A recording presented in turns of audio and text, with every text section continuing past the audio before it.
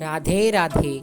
तो जैसा कि सावन अब हमारे अंतिम तौर पे आ गया है और अब भगवान श्री विष्णु की परम पावन तिथि एकादशी का भी शुभागमन हो गया है। इस बार आने वाली एकादशी का नाम पवित्रा व पुत्रदा एकादशी है। आज मैं आप सभी को पवित्रा एकादशी का महात्म्य सुनाने जा रहा हूँ। तो आप सभी एकाग्रचित होकर भगवान का ध्यान करते हुए हाथों में तिल व तुलसी दल आदि लेकर के प्रभु का स्मरण करके ये परम पावन कथा का श्रवण करें।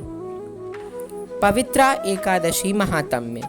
श्री कृष्ण जी बोले, हे युधिष्ठिर, श्रावण मास के शुक्ल पक्ष की एकादशी का नाम पवित्रा है। यह पुत्र की इच्छा पूर्ण करने वाली है, इसीलिए इस कारण से इसका नाम पुत्रदा भी प्रसिद्ध है। इसमें गौ माता का पूजन करना चाहिए। इसके महात्म्य की कथा ऐसे है। एक महीमती की नगरी में एक महीजीत का नाम का राजा राज्य करता था। वह बड़ा ही धर्मात्मा था, परंतु पुत्रहीन था। बहुत उपाय किए, परंतु सब व्यर्थ गए। उसके मन में अभी बहुत ही दुख से वह ये बात किसी को ना बता सका। राजा को शोक युक्त देखकर मंत्रियों को दुख हुआ और वह लोमश ऋषि के शरण में गए। दंडवत प्रणाम कर विनय करने लगे कि हे लोमश ऋषि, हमारे राजा के यहाँ पुत्र नहीं है, बेचारा शोक भवन में पड़ा रहता है। आप कृपा करके कोई उपाय बताइए जिससे उसके घर का कुलदीपक का प्रकाश हो जाए। मुनि ने अपनी पूर्व दृष्टि से उसके पूर्व जन्म का कर्म देखा और कहा, मंत्रियों, तुम्हारा राजा पिछले जन्म में महाकंकाल था और कुकर्मी था। एक गांव से दूसरे गांव में घूमा करता था। एक दिन घूमते घूमते उसे कहीं जल ना मिला और अन्न भी ना मिला। दूसरे दिन एक सरोवर मिला। वहाँ एक प्यासी गौ जल पीने के लिए आई। उसने लाठी मारकर भगा दिया।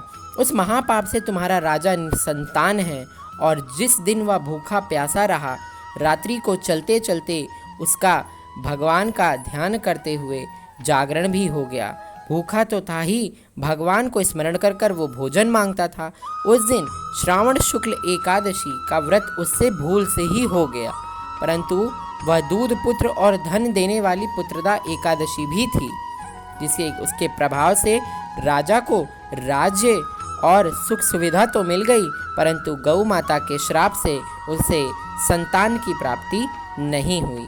यदि आप लोग प्रजा सहित श्रावण शुक्ल एकादशी का विधि सहित व्रत करो और फल अपने राजा को प्रदान करो तो निश्चय उसके घर का पुत्र होगा। और व्रत की विधि यह है कि गौओं का पूजन करना, उनको मधुर जल और मधुर फलों से प्रसन्न कर द्वादशी के दिन भर पेट लड्डू, गुड़, पूड़ी इत्यादि मिष्ठान का भोग लगाना, उनका आशीर्वाद लेना और पुत्रदा एकादशी का महात्म्य कथा सुनना।